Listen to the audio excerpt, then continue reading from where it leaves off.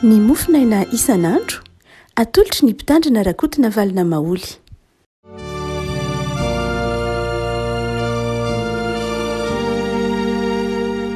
Miarahaba antsika rehefa malala tratra ity zoma 7 ny volana Jolay ity. Ny mofinaina voalahatra ao antsika rehefa koa dia ny Amosa 7 perikiopa tamin'ny Alahady izy ity. Amosa 7:7 ka hatramin'ny 7:7. Fakitsika aminaran'i Jesosy. Dia naniraka tany amin'ny Jeroboama mpanjakan'i Israely Amazia, dia ilay mpisorona tao Betela nanao hoe Amosa efa nanao tetika ikome aminao teo amin'ny taranak'Israely ary tsy zakany tany ny teniny rehetra, satria hoy Amosa ho faty-tsabatra Jeroboama ary ho baboana hiala amin'ny tany tokoa ny Israely. Ary hoy Amazia tamin'ny Amosa, ry pahita, andeha mandositra makany amin'ny tanin'ny Jody ianao ka mihinana hanina any ary mamina ny any, fa fitoerana masin'ny mpanjaka sy trano mpanjakany ity. Dia namaly Amosa ka nanao tamin'ny Amazia hoe tsy mba mpaminany aho na zanaky ny mpaminany fa mpiandriondro sy mpitiaviavy ihany aho. Saingy nalain'i Jehovah tany am-pialasan'ondro ka nataony hoe mandehana ka mamina ny amin'ny Israely olika. Ka mba haino ny tenin'i Jehovah, ianao manao hoe aza mamina ny amelezana ny Israely ary aza milaza ny amelezana ny taranak'Isaka, ka izao nolazain'i Jehovah, ny vadinao hijangajanga ao an-tanàna ary ny zanakao lahy sy ny zanakao vavy lavi-javatra, ary ny taninao ho zaraina amin'ny familaina, ary ny tenanao faty any amin'ny tany maloto, ary ny Israely ho baboana hiala amin'ny taniny tokoa. Ray masonao manamasinana ny fahamarinana, ny teninao ny fahamarinana. Amen. Amosa zay mpaminany tany amin'ny fanjakana avaratra no mitondra hafatra eto rehefa malala. Famerimberintsika eto amin'ny mofinaina hoe nizara roa ny fanjakan'ny Israely, ireo foko 12 nanomeny Israely na nandrafitra ny Israely dia nizara roa tamin'ny andron'ny Rehoboama zanaky Solomona io zany. Ary dia rehefa nizara roa ny fanjakan'ny Rehoboama, tsy voazon'ny Rehoboama ho tokana intsony zany ny fanjakana, tsy takany tamin'ny andron'ny Davida sy Solomona rainy, fa nizara roa ny fanjakan'ny vaky roa, dia nanome ny fanjakana avaratra sy fanjakana atsimo. Ny fanjakana atsimo zay nanjakan'ny Joda, ary ny fanjakana avaratra zay nanome ny antsoina hoe Israely. Fanjakana avaratra no antsoina hoe Israely, fa ny fanjakana atsimo kosa dia natao hoe Joda. Ny lehibe sady maro anisa dia ny fanjakana avaratra, satria nisy any Efraim io dia nisy ireo foko maro isan-karazany. 10 no isan'ny foko nandrafitra ny fanjakana avaratra ary 10 monja no nandrafitra ny fanjakana atsimo. Saingy ny 10 monja taty amin'ny fanjakana atsimo no nisy ny tempolin'i Jehova sy ny fanarahana ny fivavahana araka ny sitrapon'Andriamanitra. Fa tany amin'ny fanjakana avaratra kosa dia nisy ireo foko 10 hafa lehibe lavitra ny fanjakana avaratra raha ny isany jerena, satria foko 10 izy. Saingy Andriamanitra tsy nanary na ny fanjakana avaratra na ny fanjakana atsimo. Samy nanarahany mpaminany avokoa na ny fanjakana avaratra na ny fanjakana atsimo. Eli sy Elisa dia mpaminany tany amin'ny fanjakana avaratra. Ny tempoly tany atsimo fa tsy tany avaratra. Saingy nisy mpaminany tany amin'ny fanjakana avaratra. Ary satria Jeroboama no mpanjaka voalohany tany amin'ny fanjakana avaratra, dia nanorina tempoly izy tany tao Betela nanorenany azy. Tao Betela. Satria tsy tiany sarotra aminy hoe hivavaka any atsimo andeha hamonjy ny tempoly any Jerosalema, dia nanangana tempoly hafa mihitsy izy zay nanaraka ny fomba bavahana nahazatra ihany tany am-boalohany. Io no antsoina hoe tempoly tao Betela, ary io no mbola tonga tanàna Samartana moa teoriana atao Gerizima teoriana. Dia satria ny fanjakana avaratra dia tsy afa-tsy akory fa tonga Samartana ihany izy teoriana fangaroaro tao, fa ny Israelita dia nameny Samartana, zany efa tsy Israely mahitsy izy fa efa fangaroaro tamin'ny foko hafa, firenena hafa. Dia tao Betela zany nisy ny tempoly mpivavahan'ny fanjakana avaratra. Dia tany no naminany ry Eli, ry Elisa, i Amosa, Hosea sy ny sisa. Ary dia satria mafimafy kely ny faminanino Amosa mpaminany, Amosa dia naminany ny andravana ny haravan'ny fanjakana avaratra, haravan'ny Samaria zany. orava zany ny fanjakana varatra Samaria tsy diana aminany amosa hoe raha tsy mibebaky nareo raha tsy miverina anareo aliky hitatsika manomboka amin'ny andininy fa fahenina ambiny folo sa fito ambiny folo io ny aravany ny fanjakana varatra io lasa kobabo dia orava ny fanjakana varatra oravan'ny asiriana aty amin'ny taona 2 alohan'ny Kristy zany de mafy be mifaminan'iny Amosa satria nanjaka be loatra ny fahalovana tany amin'ny fanjakana varatra rehefa manjaka aloha ny fahalovana toy ny kolikoly ary kolikoly tao amin'ireo mpitondra fivavahana tao Betely io tao Betely zany nisy tempoly de nisy mpitondra fivavahana tao satria tsy mokory fa tany avaratra dia mazava ho azy ratsy ny fitondratena rehefa ratsy toerana ny fivavahana tsy maro toerana ny finoana de tsisy koa ny moral tsisy fitondratena mazava ho azy de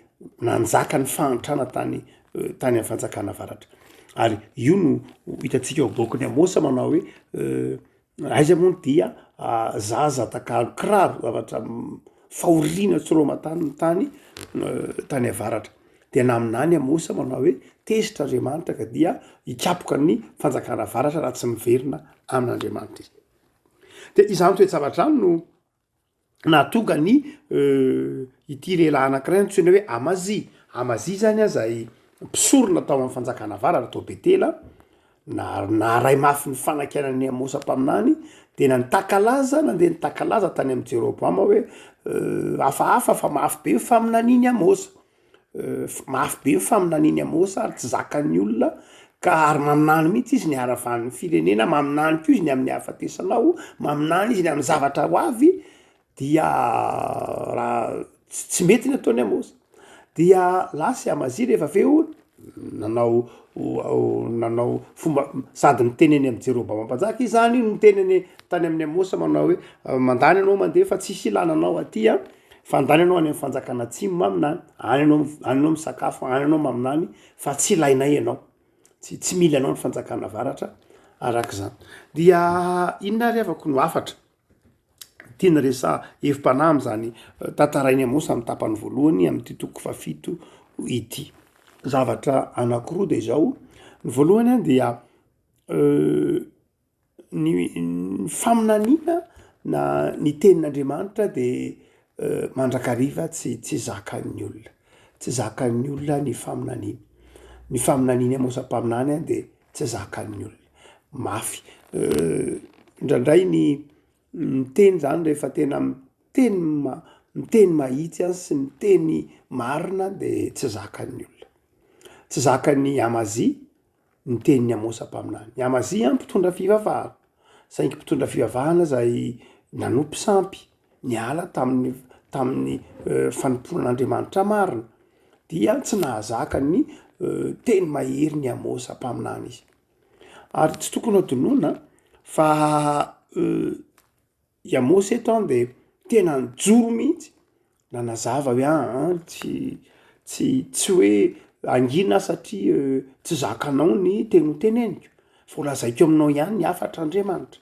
na de tsy zakanao azy zany de afaka malala eto Amazia zay mpitondra fivavahana de tena niteny mihitsy eritrereto mpitondra fivavahana i Amazia zany io no miteny manao hoe aza maminany eto Betela itsony ianao fa fitoerana masin'ny mpanjaka sy tranom-panjakana ity zany hoe mpitondra fivavahana no miteny manao hoe tsisy toeram-pivavahana eto fa tranon'ny mpanjaka sy toerana honenan'ny mpanjaka nefa Betela dia natao ny mpanjaka tany ambolohany ao toeram-pivavahana tsy tokony adolotsika fa tao Betela no nanaovan'i Davida Jakoba fanekena tamionan'Andriamanitra tamin'i Jakoba ary Betela natonga ny loza moa naran'ilay lozy ny anaran'io toerana io taloha fa Jakoba natonga ny hoe Betela hoe tranon'Andriamanitra tao nametrahana ny fiaran'ny fanekena fa izay tao no toerana nivezivezendry ry Samuela tamin'ny tsara ny zanak'Israely mivezivezy tao ry Debora midika zany de zao tena toerana masina mihitsy Betela saingy eto misy mpitondra fivavahana hafahafa ny teny manao hoe tsy toeram-pivavahana zany ty fa lapa-panjakana zany hoe lay fivavahana mihitsy zany no efa very asina lasa tsy fivavahana tsony zany natao fa politika sisa lasa politika sisa satria ny mpitondra vavahana eto miteny manao hoe lapam-panjakana neto sisa fa tsisy toeram-pivavahana tsony eto tsisy ilana faminanina tsony eto fa lapam-panjakana no eto zany hoe lasa tsy lay Andriamanitra zany tsy nilainy amazy tsony tsy nilainy le fanjakana vahatra etsony Andriamanitra fa no everiny fa ny politika no any mahavahany raharaha sarotra ao anatin'ny firenena mandalo zavatsarotra ny fanjakana varatra nisy ny krizy ny anoanana ny kolikoly ny alatra tsy fahamarinana isan-karazana tany amin'ny fanjakana varatra de hoy amazy eto miteny tsy ilaina ny tenin'Andriamanitra tsy ilaina ny fivavahana fa ny politika zay ihany no everina ho mahavaolana eto de Amosa ny teny manao hoe tsy ny politika ny mahavaolana tsy zay loatra fa izao ny tenin'Andriamanitra ny mahavaolana raha mihevitra ianareo manao hoe ny politika no hamahanareo ny olana ara-tsosialy de zao ho rava ihany ny fanjakana varatra eto zany Amosa de te amerina ao an-tsainy Amazia zay mpitondra fivavahana sy Jeroboama mpanjaka no hoe tsy olana ara-politika ngeny olana fanjakana varatra fa olana ara-panahy olana ara-pivavahana olana ara-pinoana sarotra tamin'ny olona tahaka ny Jeroboama ny atakatra an'izany raha mpanjaka no resanao manao hoe io fantrapirenena io kolokolo io nge olana ara-pinoana ny voalohany mety ataotsika hoe mety azo takarina ihany hoe ankizy ange mpanjaka mety tsy azo zany fa raha mpitondra fivavahana tahaka ny Amazia mpisorona tahaka ny Amazia no miteny manao hoe tsisy Andriamanitra intsony tsy mila ny tenin'Andriamanitra zay fa politika no amahana iny olana politika ny fahazavan-tsaina no hiatrehana iny olana io de mamperitreritra ihany iny mazava ho azy i Amazia moa de tsy mpisoron'Andriamanitra madio intsony fa mpisorony fanompontsampy satria Tobetela koa de nisy fifangaroam-pivavahana sady nanompo an'Andriamanitra velona nefa nanompo sampy koa hanka tsy nilainy ny faminaniny Amosa rehavako malala ndraindray tokoa isika na ny fiarahamonina de mieritreritra mandrakariva fa ny olam-piarahamonina de olana ara-politika foana hoe matoa misy ny fahantrana matoa misy ny kolokolo matoa misy ny tsy fandrosoana toe-karena de eritreretin'ny olona mandrakariva hoe olana ara-toe-karena ihany zany na ara-politika ihany zany tsia fa tena mety olana ara-panahy mihitsy koa aza mety ho misy zavatra ara-panahy tsy mipetraka araka ny tokony ho izy avako malala eto de mijory Amosa-paminany na de nampanginina ary Amosa-paminany de mijoro izy ary izay ny mahampaminany ny fiangonana ny mahampaminany ny fiangonana tahaka ny Amosa eto de mijoro izy ry havako mijoro na de hampanginina azy izy ary ny fiarahamonina nefa de miezaka mandrakariva hampangina ny fiangonana tahaka ny Amosa eo miezaka hampangina ny fiangonana ny fiarahamonina fa anjaran'ny fiangonana ny mijoro mitondra ny afatr'Andriamanitra fa ny faharoa zay erim-panahy avako malala hitatsika amin'ity andininy zay eto am-pialatsanantsika ity dia tsy ny teny Amazia mpisorona ihany no manantitrantitra ny hoe fandavana ny sitrapon'Andriamanitra fa ny valiten'ny Amosa koa de mampietrerantsika faharoa ity ravako malala ny faletretenany Amosa hoy Amosa miteny manao hoe za nge hampangininao tsy aminany za nge tsoroko aminao fa tsy mpaminany tsy mpaminany fa piotiaviavy mpiandriondry piotiaviavy olo-tsotra Tobetela de hitatsika ny tantarany Elisa fa nisy sekolony mpaminany tao nisy toerana izay nisy zanaky ny mpaminany tao nisy sekolony mpaminany tao zay matoera-pivavahana azy toerana nisy Andrelisako reliko saingy tsy ireny olona ireny no fidin'Andriamanitra aminany tsy ny zanaky ny mpaminany zay mahatonga ny Amosa eto miteny manao hoe za nge tsy zanaky ny mpaminany za nge tsy avy amina mpaminany akory tsy tao anatina sekolina mpaminany fa olo-tsotra tambanivohitra saingy tao amin'ilay toeram-pivavahana Tobetela de tsisy ny tokisan'Andriamanitra intsony ka dia nifidy mpiandriondry na piotiaviavy tambany voday andriamanitra. Ry havako malala eo no mamperitreritra atsika ry havako. Andriamanitra rehefa tsy manao ny andraikitra tokony atao ny olona ny fidiny dia ny asan'andriamanitra ampanaovy ny hafa foana. Tokony fantatritsika zany fa satroboninahitra omen'andriamanitra atsika ny andraikiny. Ro zanaky ny mpaminany ry Amazy sy ny namany tao amin'ny tempolo tao amin'ny toeram-pivavahana tao Betela zany dia tsy nanday izy, tsy nanao ny andraikitra zay nandrasan'andriamanitra taminy izy, de nifidy olo-kafa Andriamanitra, nifidy any Amosa ary nifidy olo-tsotra tambanivohitra tahaka any Amosa. Zany hoe ny tokony fantatsika raha vao malala de zao, ny asan'andriamanitra zay ataotsika de tokony ataotsika araka ny sitrapony. Fa Andriamanitra de tsy mahazaka ny olona manao ny asany tsy amin'ny fitiavana, tsy manao ny asany amin'ny fifaliana, tsy manao ny asany amin'izay araka ny zavatra andrasan'Andriamanitra aminy. Tahaka Andriamazy, tahaka reo zanaky ny mpaminany tao Betela. Ndray mantsika raha vao malala azo ny fakapanahy mieritreritra manao hoe eneka zay nge mpanompon'Andriamanitra zao ange ny asan'Andriamanitra nge za ihany no afaka manao azy. Tsia betsaka Andriamanitra tsy azo ferana. Fa tokony toetra ho mahatokytsika am'izany asa fanompony zany, am'izany asan'Andriamanitra zany. Hain'Andriamanitra mampiasa ny zavatra rehetra. Ndray mandeha nisy mpanompon'Andriamanitra anankiray antsoina hoe Kalbarta izay nanoratra boky lehibe maro, tome 420 mitondra lohateny hoe dogmatika. Amin'io boky voalohany, any amin'ny boky voalohany amin'io boky io mihitsy asany toky takila 720 na 420 ngamba nisy raha tsy diso amin'io boky io dia ho izy ny teny ho ty mpanompon'Andriamanitra anankiray zay teolojiana nalaza indrindra, isany nalaza indrindra tamin'ny taonjato faharoapolo Kalbarta, nanazava manao hoe Andriamanitra nge manana fahefany. Andriamanitra tsy azon'ny olona oferana rehefa hiteny izy, afaka miteny Andriamanitra, tsy azona oferana Andriamanitra fa afaka miteny amin'ny zavaboary izy, afaka miteny izy na dia amin'ny voninkazo ary, afaka miteny izy ny amin'ny ravina maina azy, afaka miteny izy sanatr'in'izany na dia amin'ny alika maty ary. Io Kalbarta. Ary Jesosy efa nanafatra an'io hoe rehefa mandatsy hiteny ny olona de mivato aza miantsoantso. Zay no mahatonga antsika tsy mahazo mihitsy mampifilafila amin'ny asan'Andriamanitra. Tsy azotsika atao mihitsy ny mampifilafila amin'ny asan'Andriamanitra fa tombony ho atsika, satroboninahitra ho atsika ny asan'Andriamanitra. Ary izay nefany matetika hitatsika. Ndraindray heverintsika fa ho asantsika lay asa.